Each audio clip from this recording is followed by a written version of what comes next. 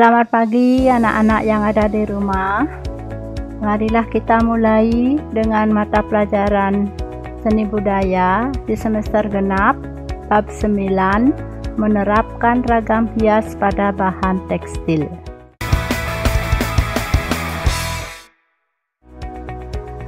Peta kompetensi pembelajarannya adalah menerapkan ragam hias pada bahan tekstil. Yang pertama kita lihat dulu pengertiannya, kemudian jenis dan sifat bahan tekstil, terus jenis dan bahan pewarna, kemudian teknik, barulah kita akan melihat penerapan ragam hias pada bahan tekstil. Yang pertama pembahasannya adalah pengertian. Ragam hias tekstil adalah jenis ragam hias yang ditampilkan pada bahan yang berasal dari serat yang diolah menjadi benang atau kain sebagai bahan untuk pembuatan busana atau berbagai produk lainnya. Karena di sini kita lihat bahan tekstil itu ada yang bahannya dari serat dan ada bahannya yang dari buatan. Nah, di sini ada 6 contoh gambar daripada ragam hias. Yang pertama itu adalah membatik, kemudian yang kedua itu adalah batik juga tetapi dengan cara dilukis, kemudian yang nomor 3 adalah dengan cara menyulam, yang keempat itu adalah menenun, kemudian yang kelima itu adalah membordir, yang keenam juga membatik. Nah, kita lihat di sini ragam hiasnya di sini. Kalau di semester ganjil sudah ada motif-motifnya, itu sebenarnya ada 4, yaitu ada motif flora, yaitu motif tumbuh-tumbuhan, kemudian ada motif fauna, ada motif geometris, dan ada motif figuratif. Itu motif-motif daripada ragam hias. Terus kita lanjutkan ke berikutnya. Di dalam bahan tekstil ini kita dapat memberi pewarna. Warna yang kita peroleh adalah warna yang kita dapatkan ada warna dari alam dan ada warna dari buatan. Masing-masing pewarna di sini memiliki sifat dan jenis yang berbeda. Berarti bahan pewarna ada 2, ada pewarna dari alam, ada pewarna dari buatan. Pewarna dari alam dihasilkan dari ekstrak akar-akaran, daun, buah, kulit kayu, dan kayu. Misalnya soga dan kesumba. Kemudian bahan pewarna buatan ini adalah sifatnya sintetis karena dibuat dari bahan kimia, yaitu napol dan indigosol.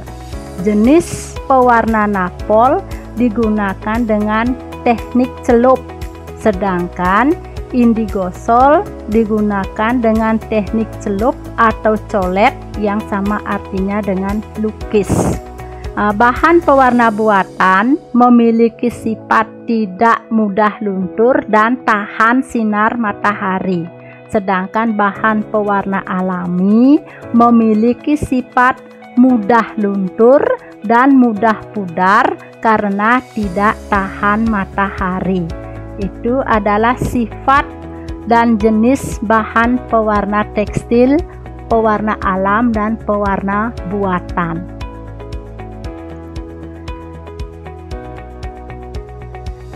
Selanjutnya kita lihat ke jenis dan sifat bahan tekstil. Jenis-jenis tekstil ada katun, wool, sutra, dan tekstil dari bahan polyester dan nilon. Di sini dia mempunyai jenis bahan dan sifatnya. Yang nomor 1 kita lihat jenis tekstil dapat diketahui dari perbedaan jenis benang dan permukaan teksturnya. Benang yang dibuat dari bahan alam atau bahan buatan, contohnya benang katun dibuat dari kapas, benang sutra dari serat yang berasal dari kepompong ulas sutra, dan kain wol dari bulu domba. Contoh dari benang buatan yaitu dakron, polyester, nilon, dan juga ada benang yang lain, misalnya serat agel dan serat rame yang digunakan untuk membuat tas dan makrame. Kemudian jenis bahan tekstil memiliki sifat yang berbeda seperti katun. Katun memiliki sifat menyerap air, mudah kusut, luntur, dan dapat disetrika dalam temperatur panas yang tinggi. Kemudian kalau kita lihat wol, sifatnya sangat lentur, tidak mudah kusut, dan menahan panas apabila dipanaskan menjadi lebih lunak. Sedangkan sutra memiliki sifat lembut, licin, berkilap, lentur dan kuat, banyak menyerap air dan memiliki rasa sejuk. Polyester dan nilon memiliki sifat tidak tahan panas, tidak mudah kusut, tidak perlu disetrika, dan jika dicuci cepat kering. Itulah jenis dan sifat bahan tekstil. Selanjutnya kita akan lihat teknik penerapan ragam hias pada bahan tekstil. Tekniknya ada 5, yaitu 1 menyulam, 2 membatik, 3 menenun, 4 membordir, 5 melukis. Sekarang Ibu akan jelaskan apa itu menyulam. Menyulam adalah suatu teknik keterampilan yang dimiliki oleh seseorang dengan mengembangkan kreativitas untuk membuat media kerajinan yang berbentuk gambar atau pola. Itu definisi daripada menyulam. Kemudian membatik.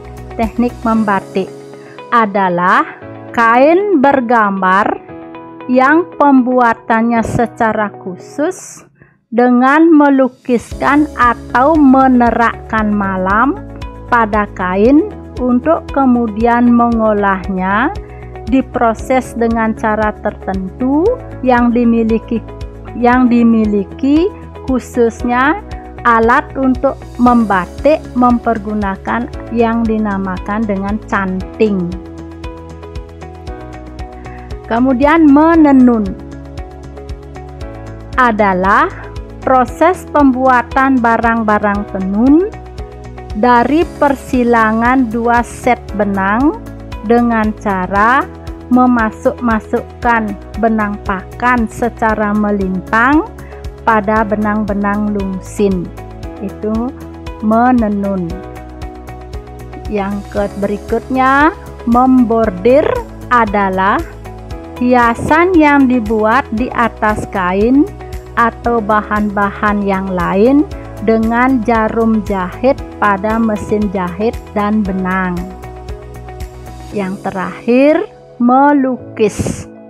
Kegiatan mengolah media 2 dimensi atau permukaan dari objek 3 dimensi untuk mendapatkan kesan tertentu.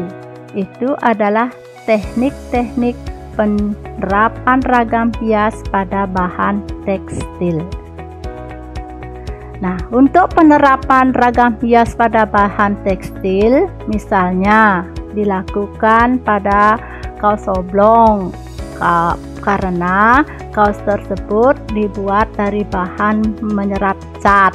Bahan pewarna yang digunakan misalnya cat tekstil atau cat sablon dengan alat kuas seperti anak-anak bisa lihat contohnya bagaimana cara pembuatannya itu ada pada buku paket halaman 124 dan 125. Nah, sampai di sini dulu anak-anak. Itu adalah pembahasan bab 9, menerapkan ragam hias pada bahan tekstil. Bagaimana anak-anak? Silahkan anak-anak simak video dan pelajari bukunya. Nanti kita ketemu di minggu berikutnya. Selamat belajar anak-anak.